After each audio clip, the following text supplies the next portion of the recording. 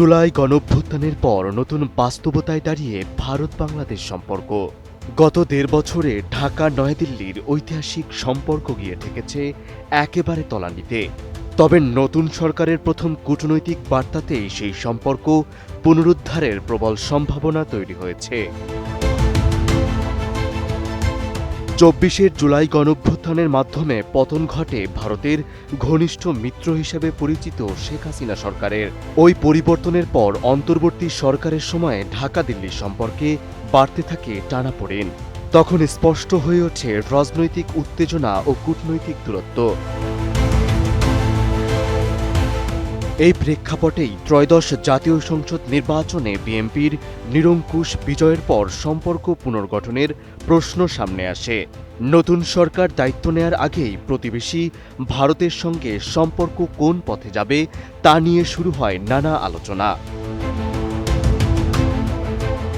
এরই মধ্যে BNP chairman Tarique Rahman এই শপথ অনুষ্ঠানে ভারতের প্রধানমন্ত্রী নরেন্দ্র মোদীকে আমন্ত্রণ জানানোর পরিকল্পনার কথা জানায় ভারতীয় সংবাদ মাধ্যম WIONA।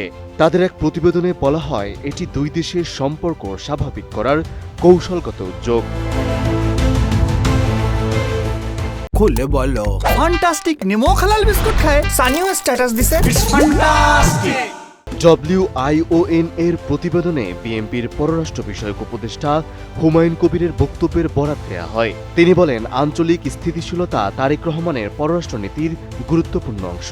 তাই শপথ অনুষ্ঠানে আমন্ত্রণ জানানোর সৌহার্দ্য ও সদিচ্ছারই বার্তা হিসেবে বিবেচনা করছে দলটি। হুমায়ুন কবির আরও বলেন, সময় স্বল্প হলেও বিএনপি আন্তরিকভাবে এই উদ্যোগ নিতে চায়, যার একমাত্র লক্ষ্য হচ্ছে এই অঞ্চলে ভারসাম্যপূর্ণ কূটনৈতিক সম্পর্ক গড়ে তোলা। কোনো পক্ষকে বাদ না দিয়ে সবাইকে নিয়ে এগোনোর নীতি নতুন সরকারের অবস্থান।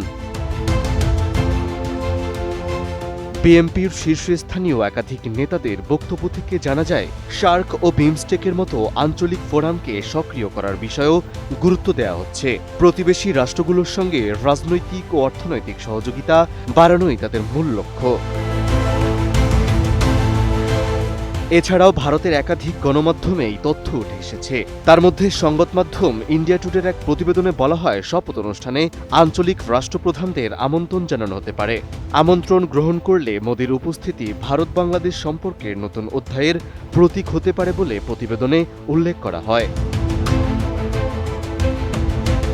এর আগে নির্বাচনে জয়ের পর নরেন্দ্র মোদী সামাজিক যোগাযোগ মাধ্যম এক্সে তারেক রহমানকে অভিনন্দন জানান। পরে ফোনে কথা বলে গণতান্ত্রিক বাংলাদেশের প্রতি ভারতের সমর্থনের কথাও পুনর্ব্যক্ত করেন। সব মিলিয়ে মোদীকে শপথ অনুষ্ঠানে আমন্ত্রণ জানানোর সম্ভাব্য উদ্যোগকে বিএনপি দেখছে সম্পর্ক স্বাভাবিক করার প্রথম ধাপ হিসেবে। মেহেদী হাসান, ATN নিউজ।